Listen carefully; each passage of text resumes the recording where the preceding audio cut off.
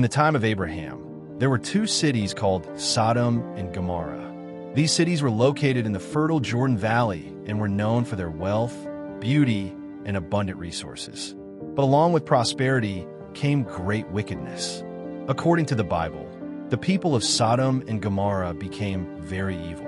In Genesis 13, verse 13, it says, "Now the people of Sodom were wicked and were sinning greatly against the Lord. Their hearts were filled with pride, selfishness, and cruelty. They ignored the poor, mistreated strangers, and lived in rebellion against God." The cities of Sodom and Gomorrah, located in the lush plains near the Dead Sea, were infamous for their wickedness and moral depravity. Their sins were so grievous that they reached the ears of God, prompting him to investigate the extent of their corruption. Determined to ensure justice, God dispatched two angels disguised as travelers to Sodom. Lot, Abraham's nephew, lived in Sodom. Despite the city's reputation, Lot remained a man of righteousness. When he saw the travelers at the city gate, he greeted them warmly and insisted they stay in his home for the night. Though the strangers initially declined, Lot's persistent hospitality won them over. As evening fell, the true nature of Sodom's people revealed itself.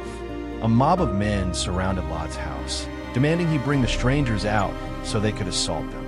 Lot, deeply troubled by their wickedness, stepped outside to reason with them. "Please, my brothers, do not act so wickedly," he pleaded. In a desperate attempt to protect his guests, he even offered his daughters instead, an act that highlighted the dire societal decay. The mob, however, grew angrier and turned on Lot, accusing him of being an outsider who dared to judge them. They advanced on him, but the angels intervened. Pulling Lot back into the house, they struck the mob with blindness, leaving them groping helplessly in the dark. God's warning and Abraham's prayer. God saw the wickedness in these cities and decided to bring judgment. But before doing so, he told his servant Abraham what was about to happen. Abraham was deeply concerned, especially since his nephew Lot lived in Sodom. So Abraham pleaded with God to spare the cities if even a few righteous people were found there. In Genesis 18, Abraham asked, "Will you sweep away the righteous with the wicked?" God agreed that if he found even 10 righteous people in the cities, he would not destroy them. The angels visit Lot. God sent 2 angels to Sodom to rescue Lot and his family. The angels arrived at night, and Lot welcomed them into his home. But soon, the men of the city surrounded Lot's house and demanded to abuse the guests. This act revealed the depth of their sin. The angels struck the men with blindness and warned Lot to flee the city with his family because destruction was coming. They said in Genesis 19, verse 17, "Flee for your lives. Don't look back and don't stop anywhere in the plain." God destroys these cities. Lot and his daughters escaped, but his wife disobeyed the angel's warning. As they were leaving, Lot's wife looked back at the city with longing. In that moment, she turned into a pillar of salt. Genesis 19:26. Then God rained down fire and sulfur from heaven, destroying Sodom, Gomorrah, and the surrounding towns. The fertile valley became a wasteland, a symbol of judgment. Ezekiel 16:49 later explains the sins of Sodom. "Now this was the sin of your sister Sodom. She and her daughters were arrogant, overfed and unconcerned. They did not help the poor and needy. They were haughty and did detestable things before me." Lessons from Sodom and Gomorrah. The story of Sodom and Gomorrah teaches powerful lessons. God is patient but will bring justice against unrepentant sin. Pride, selfishness, and neglect of the poor are serious in God's eyes. Righteousness matters, even if it's just a few people who live rightly. Obedience saves. Lot obeyed, and he and his daughters were saved. Don't look back. Lot's wife's mistake shows the danger of holding on to sin. Lot's wife turning into a pillar of salt. A somber moment as Lot's wife turns to look back at the burning cities. Her body begins to crystallize into white salt, blending with the desolate plains around her. Lot and his daughters are visible in the distance, running toward the safety of the hills, unaware of her fate. What were the sins of Sodom and Gomorrah?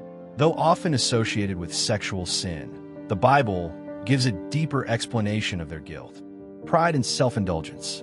Now this was the sin of your sister Sodom. She and her daughters were arrogant, overfed, and unconcerned. They did not help the poor and needy. Ezekiel 16, verse 49. Injustice and violence. Isaiah speaks of Sodom in reference to corrupt leadership and unjust society. Hear the word of the Lord, you rulers of Sodom. Learn to do right, seek justice, defend the oppressed. Isaiah 1 verses 10 and 17.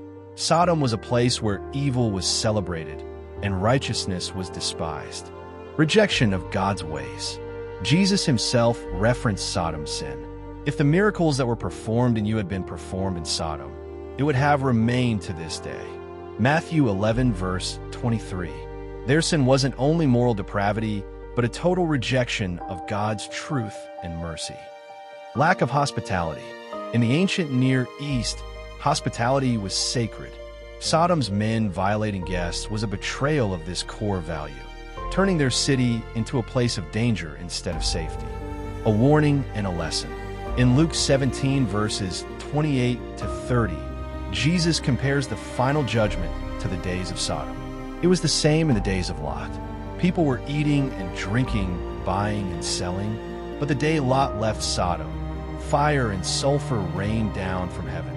The story is a warning, not just about certain sins, but about a heart turned away from God, a society where sin is normalized and justice is ignored. Grieving and shaken, Lot and his daughters sought shelter away from the cities, for the fear of destruction and wickedness still haunted them. Those who were a small city nearby had been spared.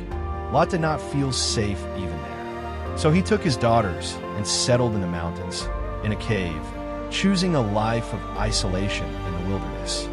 The cave was cold, the air thin, and the silence heavy. Food was scarce, and hope seemed distant. The daughters, seeing no one else around and believing the world had ended, began to worry about their future and the survival of their family line. They said to one another, "There is no man on earth to come to us after the manner of all the earth. Let us give our father wine and lie with him, that we may preserve our family line through him." On 2 consecutive nights, they carried out this desperate plan. Each daughter made her father drink wine until he was unaware of what was happening. Each lay with him, and through this, they became pregnant by their own father. The older daughter bore a son and named him Moab. He became the ancestor of the Moabites. The younger daughter also bore a son and called him Ben-Ammi, the father of the Ammonites. Though the origin of these nations was steeped in sorrow and confusion, God in his providence would later use even these people in the unfolding story of Israel. In fact, Ruth, a Moabite woman, would one day become the great-grandmother of King David and part of the lineage of Jesus Christ.